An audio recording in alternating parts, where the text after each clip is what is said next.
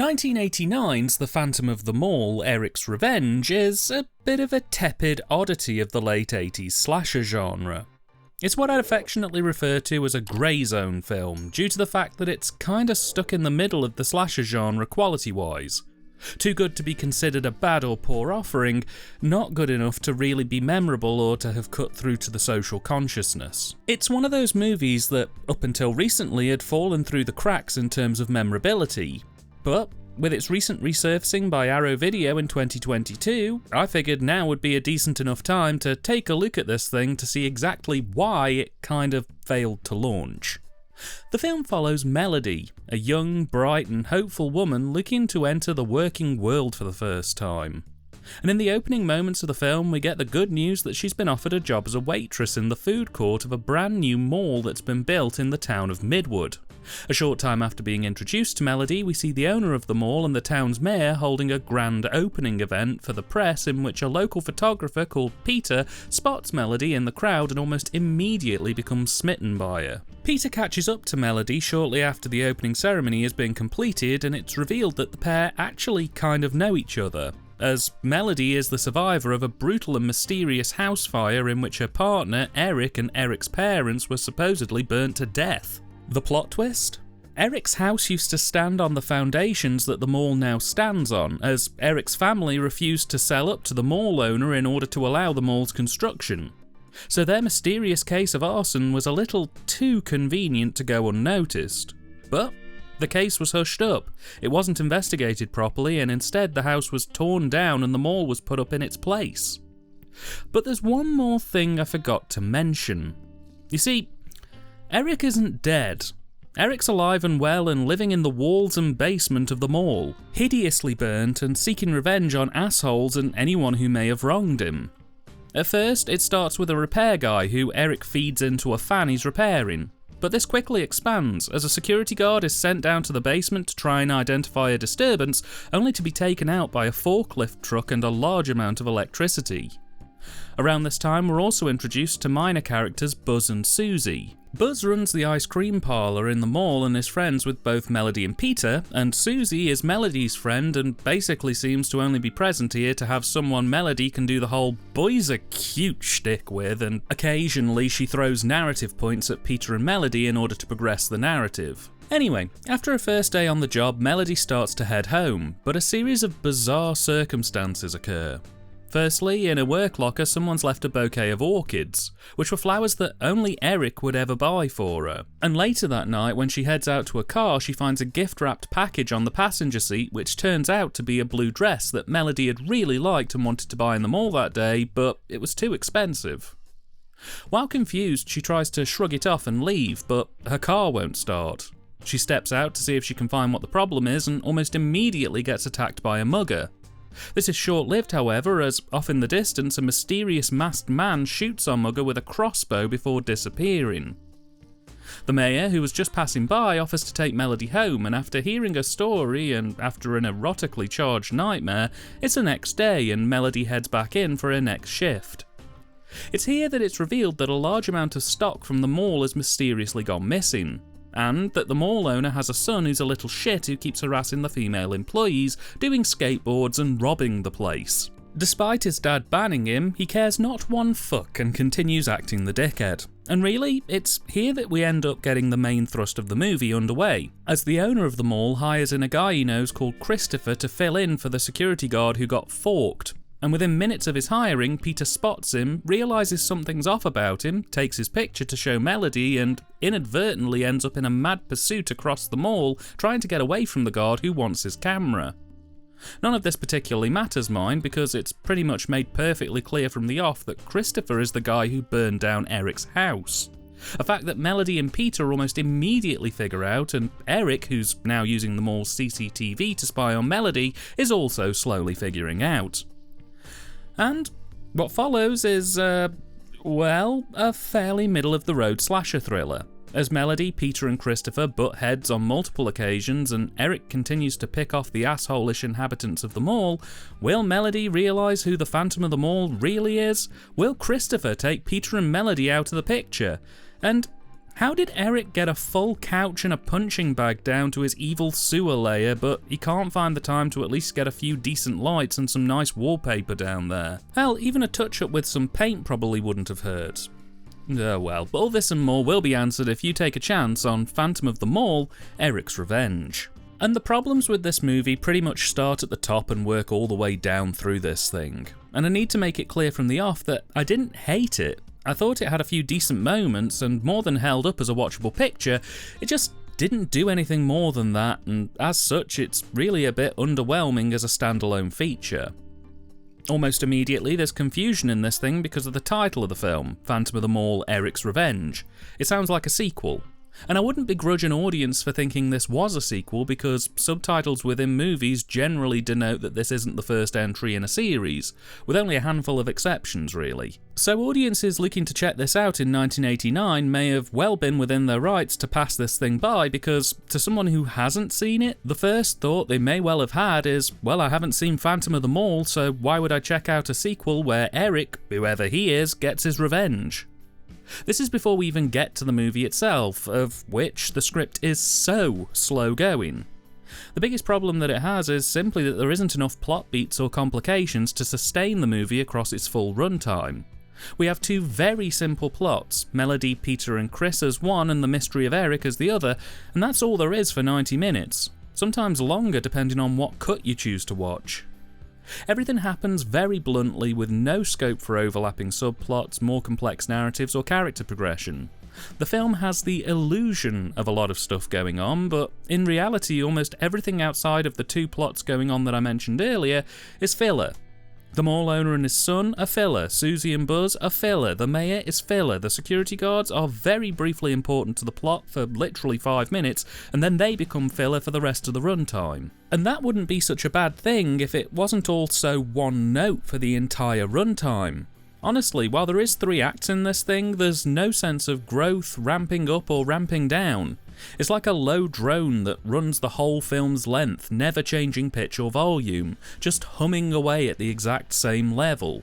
And that's beyond frustrating given there's so much scope to work with. They could have introduced Eric a bit slower rather than just dumping him in right at the beginning as a way to help build tension as to whether it really was him hiding out in the mall. They could have made Melody and the mall owner's relationship a bit more fractured to create a sense of tension at the fact that Melody is almost certain the mall owner was involved in Eric's house burning down.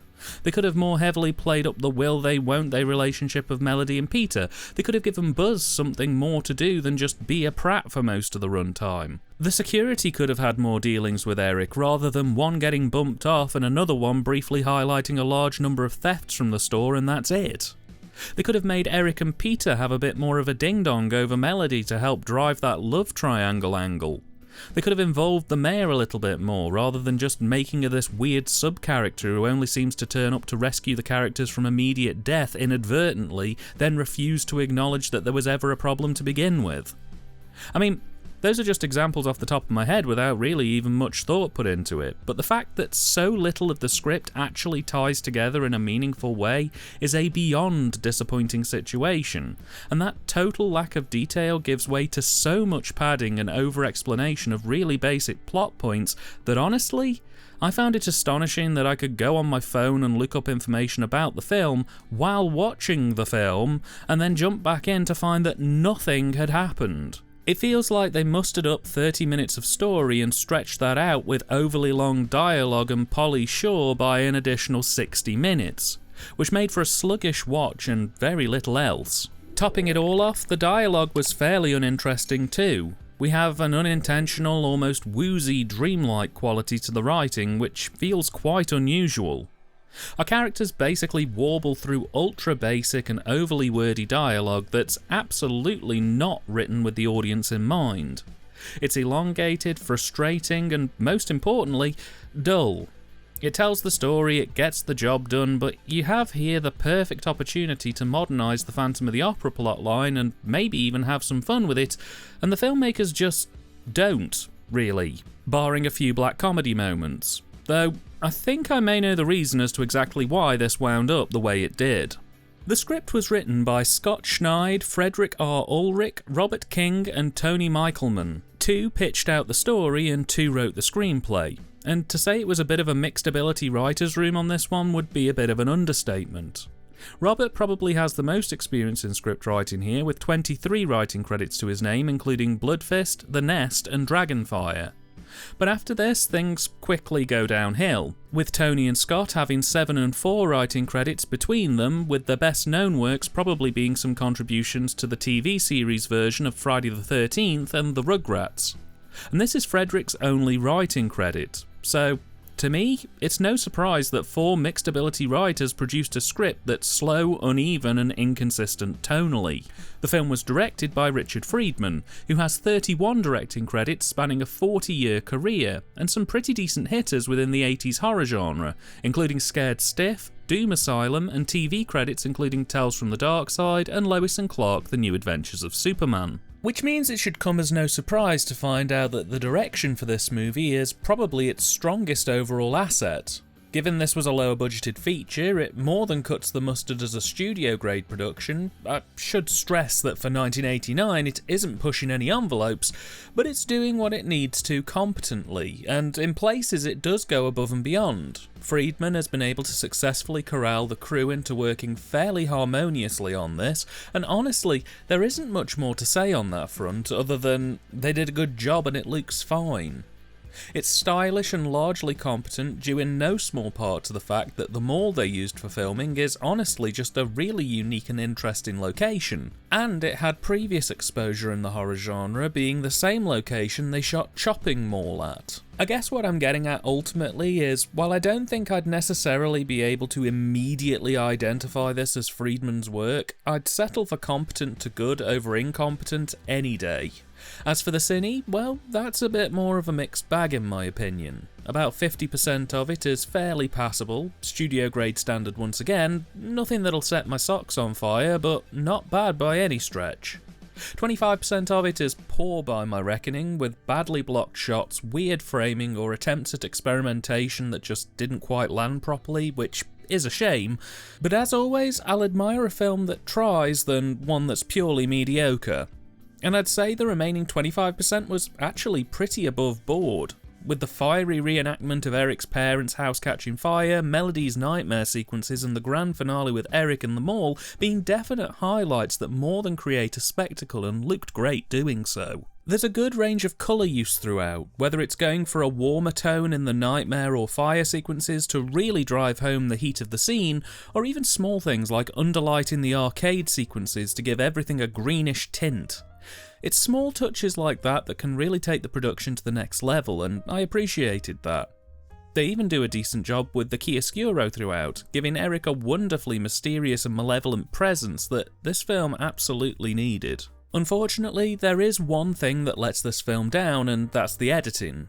It doesn't feel finished, or rather, it feels like an editor got the film so far and then that editor got fired, so they got an amateur in to finish the film. Cuts sometimes are razor and really help to keep things chuntering along, even when it's desperately trying to work against a fast-paced edit. But then, there are sequences where the cuts are either way too slow or way too early, which really affects the pacing. With probably some of the most egregious instances being a moment at the very beginning of the film where for a good couple of seconds you see an instance where the film originally had an alternative opening shot which hasn't been completely removed from the theatrical cut. Now, in fairness, there are multiple edits of this film floating around. A shorter version that had alternate sequences, new scenes and more formed the TV edit. There's the theatrical cut, and in recent times a version that merged the TV and theatrical edits together to create an extended cut have also done the rounds. But that's no excuse for why, when they were cutting the main theatrical release, that they'd use a print with technical issues like that inherent on it. It's weird to say the least. Performance-wise, it's mixed to poor. Up front, I now know why the world hates Pauly Shore. Buzz is largely pointless here. He's bad comic relief, and Shore absolutely does not help matters by somehow making an irritating character so much worse. Carrie Whitman as Melody is fine enough for a leading lady. I think she has a decent range here, and even though she does come across as a bit spaced from time to time, I think overall she nails the character with enough sincerity that I was more than happy to spend the runtime with her. Rob Aster's as Peter is inoffensive. He has a bit of a flicker behind the eyes to his character which just puts him above Balloon with a smiley face drawn on it in terms of performance. I liked him. I thought he did a good turn in this and he seems to have been enjoying himself throughout. My most enjoyed character in this has got to be Gregory Scott Cummings as the psycho mall cop goon Christopher. It genuinely caught me off guard when I first saw him on screen because he's instantly recognisable as Mac's dad from It's Always Sunny in Philadelphia, which made his character here 10 times better. I think he plays slightly unhinged really well. I've seen him do this type of role a few times, but I think here he's clearly having fun and it reflects in a genuinely decent performance that really won me over. Ironically, the performance I was least impressed with was Derek Rydell as Eric. Very mild spoilers here, but given how much build-up there is to Eric as a character, his backstory and how he seems to be a bit nuanced, I was genuinely expecting his big reunion with Melody at the end to be something a bit more complicated than what ultimately happened. I was expecting Melody to maybe have to battle with her feelings for the man she loved or the man she is in love with. I was expecting a complex and deep performance from Derek as he himself deals with the reality that he's been left behind, that Melody has moved on and how he finds his place in things. But no, instead we get a flat, dead behind the eyes, literally due to the prosthetics, performance that's 2D and amounts to little more than a dull and monotone delivery for half his screen time and incel fodder for the second half. It was a disappointing reveal that in many ways would have been a lot better had they just kept him mute and had done with it. The supporting cast are also underwhelming, best described as set dressing. They don't really do much. There's the inkling of a character for some of them, but most of them are either too two-dimensional or are just playing to stereotypes. The asshole punk kid, the evil mall owner, the untrusting mayor, or they're bland. So bland, like Susie's character, who gets one chance and one chance only to stand up for herself, but otherwise is just a sounding board for Melody. It was underwhelming to say the least. Oh, and Ken Foree is in this. He doesn't do much.